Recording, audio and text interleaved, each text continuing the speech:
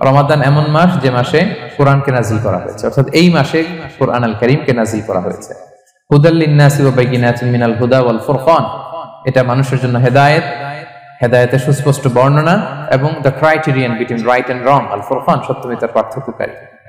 ফামান শাহিদা মিনকুমুশ শাহরা ফালিয়াসুম, আল্লাহ বলছেন যে ব্যক্তি এই মাসটা পায় ফালিয়াসুমহু, সেজন্য এই মাসে রোজা রাখে। এই ফালিয়াসুমহু শব্দ দ্বারা আল্লাহ সিয়ামকে ফরজ করেছেন। কথা বুঝতে পেরেছেন সবাই? এই ফালিয়াসুমহু এই শব্দ দিয়ে, এই ফ্রেজটা দিয়ে আল্লাহ তাআলা সিয়ামকে ফরজ করেছেন। এরপরে একই কথা আল্লাহ বলছেন যে অসুস্থ হলে, সফরে থাকলে রোজা ভাঙতে পারবে। তো এই হচ্ছে 183, 84, 85 এই তিনটা আয়াতে আল্লাহ তাআলা সিয়ামের ব্যাপারে আমাদেরকে বলেছেন। আয়াতের যেই সারমর্ম বা মর্মবাণী মোটামুটি ভাবে আপনাদের কাছে ক্লিয়ার হয়েছে না? আচ্ছা, সিয়ামের ফজিলতের ব্যাপারে অনেক হাদিস আছে, অনেক লম্বা কথা, আমরা ওইদিকে যাব না। আজকে রোজার মাসাইল নিয়ে আমরা আলোচনা করবো ইনশাআল্লাহ। শুধু একটা কথা বলি, একটা হাদিস বলি। সহিহ বুখারীতে এসেছে, আল্লাহ রাসূল সাল্লাল্লাহু আলাইহি ওয়াসাল্লাম বলেছেন যে ইসলামের 5টা পিলার আছে। যেমন একটা বিল্ডিং করতে হলে পিলার করতে হয় না? ইসলামের 5টা পিলার আছে। এই 5টা পিলারের মধ্যে একটা পিলার হচ্ছে সিয়াম। সুবহানাল্লাহ বিহামদি। তো এই পিলারটা যদি না থাকে বিল্ডিংটা পরিপূর্ণ হবে? তাহলে এটা কত, এটা সিগনিফিকেন্ট কত হাই, এটা বুঝতে পেরেছেন তো আপনারা? ইসলামের 5টা পিলার, এই 5 পিলারস এর মধ্যে একটা পিলার কি? সিয়াম। সবাই বলেন একটা পিলার কি? সিয়াম। আচ্ছা, আরেকটা হাদিস বলে মূল আলোচনায় চলে যায়। সেখানে আল্লাহ রাসূল সাল্লাল্লাহু আলাইহি ওয়াসাল্লাম বলেছেন যে বনি আদম যত ইবাদত করে এটার সওয়াবকে আল্লাহ তাআলা বাড়ান, 10 গুণ বাড়িয়ে দেন, 100 গুণ, 700 গুণ, শুধু সিয়ামের সওয়াবটা ছাড়া। এটা ইউনিক, এটা আলাদা। কারণ সিয়ামের সওয়াব যে কত হবে এটা ফেরেশতারা নিজেরাও জানে না, লিখবে কি? এটা আনলিমিটেড ফেরেশতারা রেখে দিয়েছে। আল্লাহ বলে আনা আজজি বিহি, এই সিয়ামের পুরস্কার আমি আল্লাহ নিজ হাতে দেব। বনি আদমের সব নেক আমল 10 গুণ সওয়াব, 100 গুণ সওয়াব, 700 গুণ, এরকম বলা আছে, শুধু বলা নাই সিয়ামেরটা। ফাইন্নাহু লি, কেননা এই সিয়াম রোজা বান্দা আমার জন্য রাখে। ওয়া আনা আজজি বিহি, আমি নিজ হাতে দেব। কি দেব আমি ছাড়া কেউ জানে না। সুবহানাল্লাহ।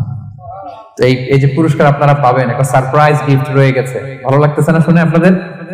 আলহামদুলিল্লাহ পড়ি সবাই। এবং আপনাদের জন্য স্পেশাল একটা গেট থাকবে, যারা সিয়াম সাধন করেছে তাদের একটা স্পেশাল গেট থাকবে, এটার নাম আর রাইয়ান। এবং রোজাদাররা ছাড়া লা ইয়াদখুলুহু ইল্লা সাইমুন, এই রাইয়ান গেট দিয়ে কেউ ঢুকতে পারবে না। ওমান দাখালাহু লাম ইয়াদমা আবাদা, জান্নাতে একটা স্পেশাল গেট থাকবে রাইয়ান, শুধু রোজাদাররা ঢুকতে পারবে। আর যে একবার এই দরজা দিয়ে ঢুকবে চিরকালের জন্য তার গলা থেকে তৃষ্ণা মিটে যাবে। He will never be thirsty again, আর তার তৃষ্ণা পাবে না গলায়। সুবহানাল্লাহ। এরকম অনেক হাদিস আমি শোনাতে পারবো আপনাদের, কিন্তু যেহেতু এটা আমাদের প্রতিপাদ্য বিষয় না, আমরা মূল আলোচনাতে চলে যাই। তাহলে আমি বলেছিলাম যে একটা ইন্ট্রোডাক্টরি ডিসকাশন করব, যাতে করে আপনারা বুঝতে পারেন যে আল্লাহ তাআলা সিয়ামের ব্যাপারে কোরআনে কি বলেছেন। এটা আমরা শেষ করলাম, এবার আমরা মূল আলোচনাতে যাব। মূল আলোচনায় বেসিক্যালি আমি 3টা পার্টে কথা বলবো ইনশাআল্লাহ বিইذنিল্লাহ। প্রথম পার্ট হচ্ছে যে আমরা তো বুঝলাম যে ফামান শাহিদা মিনকুমুশ শাহরা ফালিয়াসুম, যে এই মাস পাবে সে যেন সিয়াম পালন করে। এটা কি নফল না ফরজ? ভাইরা বলেন তো। এটা ফরজ, সিয়াম পালন করা ফরজ রমাদানে। কিন্তু তারপরেও কিছু কিছু লোককে আল্লাহ তাআলা ছাড় দিয়েছেন, এক্সাম্পশন। এটা নিয়ে কারা এই ছাড়টা পেল, কারা রোজা ভাঙতে পারবে, এটা আমরা প্রথমে বলবো। মানে দোজ হু এক্সাম্পটেড ফ্রম ফাস্টিং, এটা হচ্ছে নাম্বার 1। নাম্বার 2 হচ্ছে কি কাজ করলে রোজা ভেঙে যায়। মুবতিলাতুস সিয়াম, causes that make fasting null and void। কিছু কাজ আছে যেগুলো করলে আপনার রোজা কিন্তু বাতিল হয়ে যাবে। যে রোজার কারণে এরকম সারপ্রাইজ গিফট অপেক্ষা করছে, আপনার সম্মান আল্লাহ বাড়ায় দিচ্ছে, এই রোজা নষ্ট হয়ে যাবে কি করলে, এটা আমাদের জানার দরকার আছে না? এটা 2 নম্বরে। লাস্টলি আমরা বলবো কিছু কিছু কাজ আছে যেগুলো করলে রোজা ভাঙে না, বাট আমাদের মধ্যে কনফিউশন কাজ করে যে এটা করলে কি রোজা ভাঙবে। অনেকে বলে ইনহেলার নেওয়া যাবে, অনেকে বলে যে ইনজেকশন নেওয়া যাবে, অনেকে বলে অ্যানেস্থেসিয়া দেওয়া যাবে, অনেকে বলে এটা করা যাবে ওটা করা যাবে, মানে অনেক কনফিউশন। আজকে আমরা এটা জানবো যে এমন অনেক জিনিস আছে যেগুলো করলে আসলে রোজা ভাঙে না। এই 3টা পয়েন্টে যদি আমরা আলোকপাত করি দেখবেন যে রোজার মৌলিক মাসাইল গুলো আমাদের ক্লিয়ার হয়ে যাবে ইনশাআল্লাহ বিইذনিল্লাহ। তাহলে আমরা প্রথম পয়েন্টে চলে যাই যে কাদেরকে আল্লাহ তাআলা এই রোজার ব্যাপারে ছাড় দিয়েছেন, কারা চাইলে রোজা ভাঙতে পারবে। বুঝতে পারছেন এই পয়েন্টটা, সাব পয়েন্টটা? এই যারা জি বলছেন শুধু তারাই বুঝতে পারছেন, বাকিরা বুঝতে পারছেন সবাই? কারণ পয়েন্টটা যদি বুঝতে না পারেন তাহলে তো আলোচনায় মজা পাবেন না, আপনারা কানেক্ট করতে পারবেন। প্রথম পয়েন্টটা হচ্ছে কাদেরকে আল্লাহ ছাড় দিয়েছেন এই ফরজ রোজার ব্যাপারে। কেউ কেউ কেউ আছে তারা ছাড় পায়, তারা কারা? হু আর দে? এটা আমরা আগে একটু শুনি।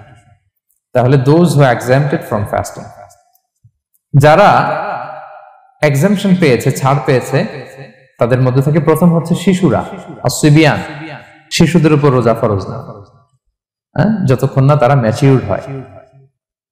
শিশুদের উপর কিন্তু রোজা ফরজ না, প্রাপ্তবয়স্ক হওয়ার আগ পর্যন্ত ফরজ। তাই বলে আবার শিশুদেরকে রোজা রাখতে বাদ সাধবেন না, রাখতে দিবেন। আমার বড় মেয়ে গতকাল রোজা রেখেছে, সে মহা খুশি। সে কখনো অডিও কল দেয়, কখনো ভিডিও কল দেয়, কখনো ইফতারের ছবি পাঠায়। মানে এটা তাদের মধ্যে কিন্তু একটা অনেক চমৎকার একটা ভালো ইমেজ কাজ করে। তো আপনারা বাধা দিবেন না যদি রাখতে চায়। অনেক বাবা মারা এত সচেতন, এত অতি সচেতন যে ছেলে মেয়েরা রাখতে চায় কিন্তু বাবা মারা দিতে চায় না। 1-2 দিন না খেয়ে থাকলে বাচ্চারা মরে যায় না, কিন্তু তার মধ্যে এই যে একটা স্পিরিচুয়াল একটা কি বলবো ভাইব আসলো, একটা স্পিরিট আসলো, এটা যেন আমরা নষ্ট না করি। আমার মনে আছে বৈশাখী টেলিভিশনে একটা লাইভ প্রোগ্রামে এক ছোট্ট মেয়ে প্রশ্ন করতেছে যে হুজুর আমি তো রোজা রাখতে চাই, আম্মু আমাকে রাখতে দেয় না, তো আম্মুকে একটু বলে দেন যাতে আমাকে রাখতে দেয়। ছোট্ট একটা মেয়ে, সে ফোন করে আমাকে প্রশ্ন করলো। তো দেখেন যে এটা ওই বাবা মায়ের তো গর্ব করা উচিত যে আমার ছোট্ট মেয়ে 7 বছর 8 বছর, যদিও এখনো ফরজ হচ্ছে না, আর কয়েক বছর পরে হবে, কিন্তু সে রাখতে চায়, সে সেলিব্রেট করতে চায় সে আমাকে। তো আমরা যেন তাদেরকে বাধা না দেই, আমরা যেন তাদেরকে ইন্সপায়ার করি। আমার মনে আছে আমি ছোটবেলা, তখন আমি মাদ্রাসায় ভর্তি হই নাই, আমি তখন স্কুলে পড়তাম, তো খুব ছোট, কিন্তু আমি রোজা রাখতে চাইতাম, আব্বা আম্মা দিতে চাইতো না। আমার দাদি আমাকে বলতো যে তুমি একটা কাজ করবা, তুমি সকালে স্কুলে যাবা, দুপুর 12টায় ফিরে আসবা, এসে খেয়ে ফেলবা, তো হাফ রোজা হয়ে গেল, অর্ধেক। এরপরের দিন আবার সকালে না খেয়ে যাবা, দুপুর 12টায় এসে খেয়ে ফেলবা, অ্যানাদার হাফ, তো 2 হাফ মিলে একটা হয়ে গেছে। এইভাবে আমি অনেকগুলো রোজা রাখছিলাম ওই বছর। এখনো এই স্মৃতি আমাকে স্মৃতিকাতর করে। আমার দাদি, যে আমার দাদি নাই, চলে গেছেন, আল্লাহ আমাকে জান্নাত নসিব করুক, আমরা দোয়া করি। কিন্তু আজও আমার কাছে এই নস্টালজিয়া ফিলিংটা হয় যে আমি কিন্তু এইভাবে রোজা রাখছিলাম ছোটবেলায়। আমাদের বাচ্চারাও তাই করে। সো ওদের মধ্যে যে এই আবেগ, এই উচ্ছ্বাস, এটাকে যেন আমরা নষ্ট না করি। বাট লিগালি তাদের উপর রোজা ফরজ হয়নি, প্রাপ্তবয়স্করা রাখবে, তাইলে ওদের রাখা লাগবে না। নাম্বার 2, মাজনুন, পাগলদের উপর রোজা ফরজ হয় না। যারা পাগল তাদের উপর ফরজ হয় না। একটা হাদিস শোনাই, আল্লাহ রাসূল সাল্লাল্লাহু আলাইহি ওয়াসাল্লাম বলেছেন, আমি সবকিছু খুব প্রিসাইজলি বলছি যেহেতু আমাদের সময় কম। রুফিআল কালামু আন সালাসা, 3 ব্যক্তির উপর থেকে শরীয়তের কলম উঠিয়ে নেওয়া হয়েছে। আনিন নাইমি হাত্তা ইয়াস্তাইকিযা, ঘুমন্ত ব্যক্তি যতক্ষণ না সে জাগে। ঘুমের মধ্যে আপনারা কেউ বকা দিয়ে ফেললে আপনি মাইন্ড করতে পারবেন না, তো ঘুমাইছিল, কাকে বকা দিয়েছে কি করছে সে জানেই না। ঘুমন্ত ব্যক্তির উপর থেকে শরীয়তের কলম উঠিয়ে নেওয়া হয়েছে। আনি সবিগি হাত্তা ইয়াহতালিমা, শিশু যতক্ষণ না সে প্রাপ্তবয়স্ক হয়। ওয়া আনিল মাজনুনি হাত্তা ইয়াকিলা, পাগল যতক্ষণ না সে সুস্থ হয়। এই 3 শ্রেণীর ব্যক্তি থেকে শরীয়তের কলম উঠিয়ে নেওয়া হয়েছে। বুঝতে পেরেছেন? আচ্ছা, 2টা গেল। 3 নাম্বার হচ্ছে মারিদ, আপনি যদি খুব অসুস্থ হন তাহলে আপনি রোজা ভাঙতে পারবেন, যেটা আমরা ওই যে ইন্ট্রোডাক্টরি ডিসকাশনে বলেছি যে অসুস্থ হলে আপনি রোজা ভাঙতে পারবেন। 4 নম্বরে হচ্ছে মুসাফির, ট্রাভেলার, যদি আপনি লম্বা সফর করেন আপনি রোজা ভাঙতে পারবেন। এটা ন্যূনতম সীমা হচ্ছে 48 মাইল। তাই বলে কেএল থেকে পেনাং যাচ্ছেন আর রোজা ভেঙে ফেললেন, এটা করা যাবে না। আবার এখানে যদি আপনার সফরের পেরেশানি থাকে, খুব কষ্ট, তাহলে আপনি এই সুযোগটা নিতে পারবেন। কিন্তু আল্লাহ বলেছেন ওয়া আনতাসুমু খায়রুল লাকুম ইন কুনতুম তা'লামুন, যদি তোমরা রোজা রাখো এটাই তোমাদের জন্য কল্যাণ, যদিও আমি ফ্লেক্সিবিলিটি দিয়েছি। তো রাসূল সাল্লাল্লাহু আলাইহি ওয়াসাল্লামের সময় দেখা যেত যে মক্কা থেকে মদিনা, মদিনা থেকে তায়েফ যেতে প্রচন্ড গরমের মধ্যে ওনারা উট দিয়ে মরুভূমির উপর দিয়ে যেত। ওই পরিস্থিতি কিন্তু আমাদের নেই। কিন্তু যদি আপনার লম্বা সফর হয়, লেটস সে আপনি কেএল থেকে নিউ ইয়র্কে ফ্লাই করছেন, সফরের অনেক পেরেশানি, অনেক সময় হয়তো খেতে পারছেন না, আপনি চাইলে এই ফ্লেক্সিবিলিটি নিতে পারবেন।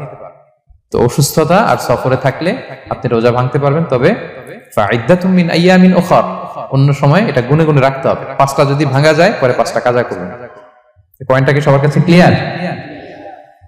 সফরে যে রাসূল সাল্লাল্লাহু আলাইহি ওয়াসাল্লাম রমাদানে রোজা ভেঙেছে, এটার একটা দলিল বলি। আপনারা মক্কা বিজয়ের নাম শুনেছেন না? রাসূল সাল্লাল্লাহু আলাইহি ওয়াসাল্লাম হিজরত করলেন, পরে আবার বিজয় করলেন। এই মক্কা বিজয় কত হিজরিতে হয়েছে কে বলতে পারবেন? হ্যাঁ, হিজরি বলেন তো দেখি। 8ম হিজরি, মাশাআল্লাহ। অষ্টম হিজরিতে রাসূল সাল্লাল্লাহু আলাইহি ওয়াসাল্লাম যখন মক্কা বিজয় করতে যান, এটা কোন মাস ছিল জানেন? হ্যাঁ, রমাদান মাস।